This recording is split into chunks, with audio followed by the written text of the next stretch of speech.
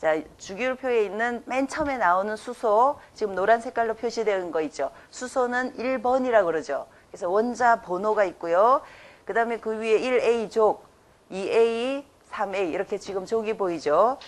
거기 서브노트에는 2페이지예요. 서브노트 거기에다가 그러면은 이제 두 개를 동시에 봐도 되고요. 될 수 있으면은 이제 책도 보겠지만 서브노트 위주로 보면은 훨씬 더 간단하게 거기다가 집중해서 할 수 있을 것 같아서 중요한 부분은 서브노트에다가 표시를 했어요. 그래서 첫 번째, 자, 주기율표는 말 그대로 주기적인 성질을 가지고 있다. 그럼 어떤 주기적인 성질을 가지고 있느냐? 예를 들어서 전기 음성도가 어떤 경향성이냐, 전자 친화도가 어떤 경향성이냐. 그래서 주기적인 성질을 가지고 있다. 주기율표가 되면 이 주기율표에서 알 수 있는 것 세 가지가 있어요.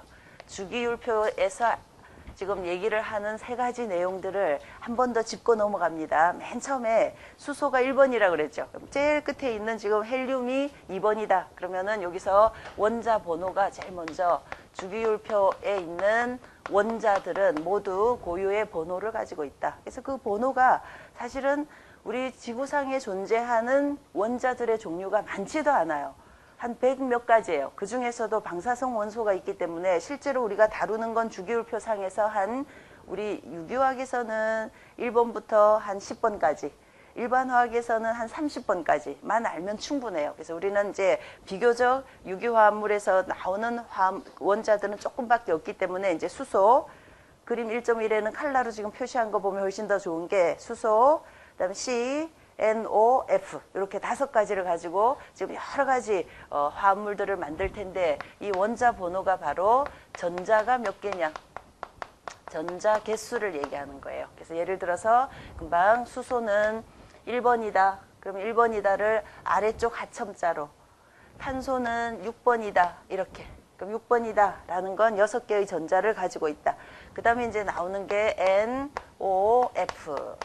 지금 7번, 8번, 9번. 어떤 숫자는 이런 것도 본 적 있죠.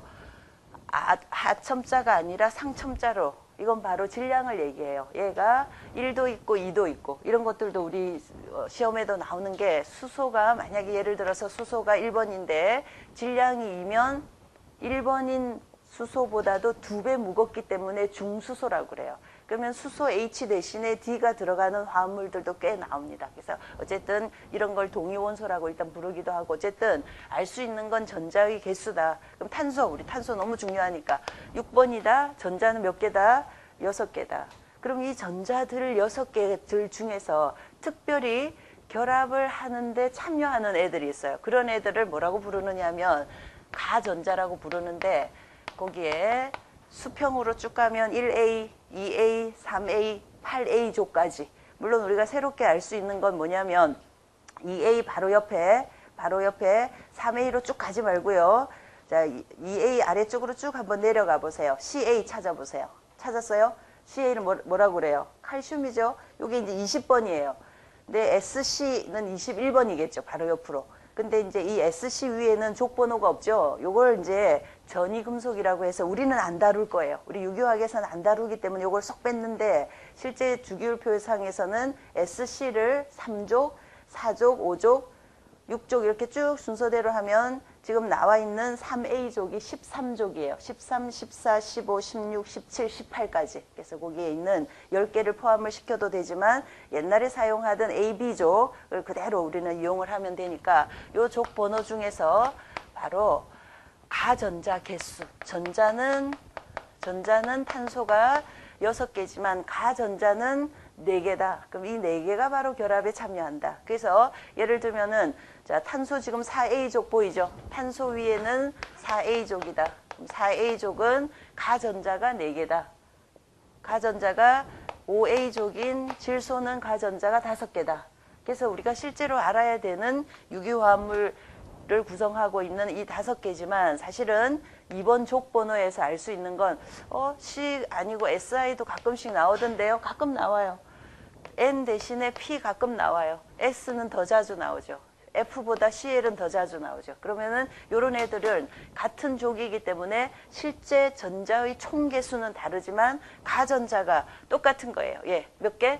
4개. 얘 6개면 얘 6개.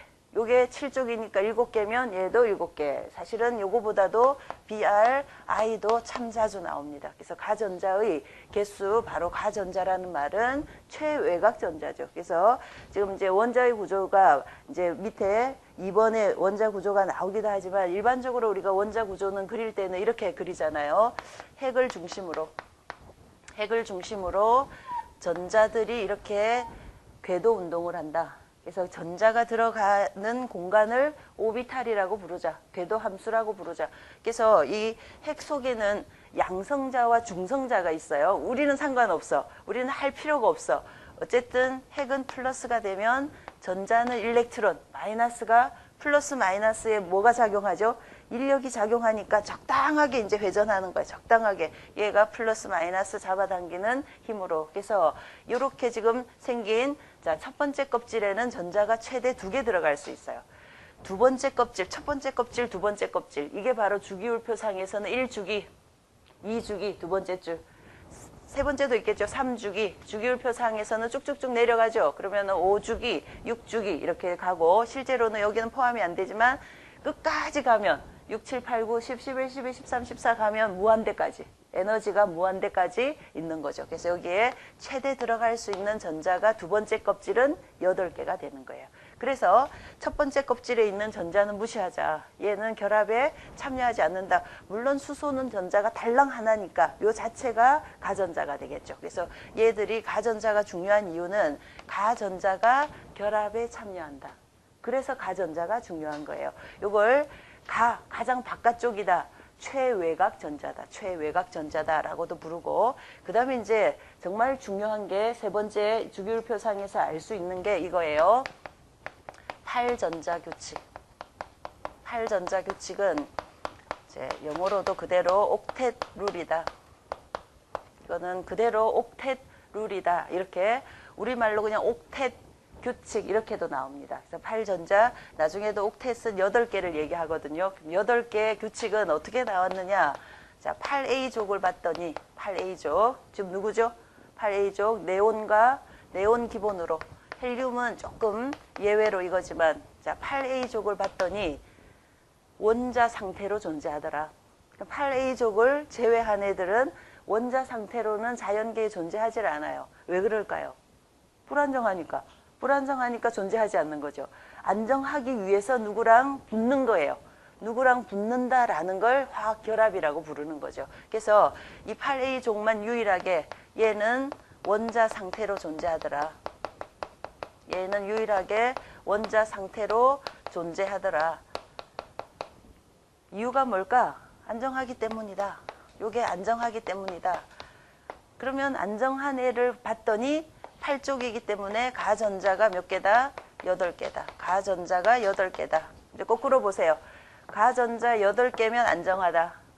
안정하면 자연계에 그대로 존재하더라. 그래서 8개를 만들자. 이걸 이제 옥텟 규칙이라고 부르는 거예요. 요거만 딱 알고 있으면 그냥 결합은 8개 만들기 위한 여러 가지 방법이 있는 거죠. 그래서 주기율표상에서 알 수 있는 정보는 일단 이것만.